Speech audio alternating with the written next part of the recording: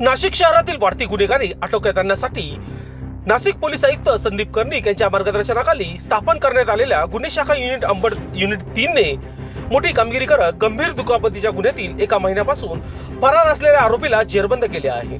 याबाबत अधिक माहिती अशी की फिर्यादी नरेंद्र सुखदेव ताजनपुरे वय वर्ष 42 राहणार Ujjwala colony Chehedi pumping Nashik road यांनी नाशिक रोड पोलीस ठाण्यात तक्रार दाखल केली होती। 20 फेब्रुवारी 2026 रोजी रात्री 9:30च्या सुमारास वाद मिटवण्याच्या बहाण्याने त्यांना बोलवण्यात आले।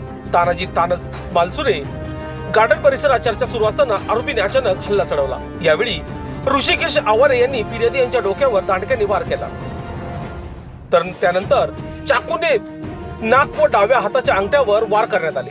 त्याच वेळी मयूर बनकर, स्वप्नील बनकर आणि प्रसाद आवारे यांनी लाथाबुक्यांनी मारहाण करत जीवाला धोका निर्माण केला। तसेच पुन्हा नादी लागल्यास परिणामी भोगावे लागतील अशी धमकी देण्यात आली होती। या प्रकरणी नाशिक रोड पोलीस ठाण्यात गंभीर गुन्हा दाखल करण्यात आला होता। मात्र प्रसाद उर्फ नंदू कैलास आवारे वय वर्ष 29 राहणार चेडी नाशिक रोड हा आरोपी घटनेनंतर तब्बल 1 महिना फरार राहून पोलिसांना चकवा देत होता।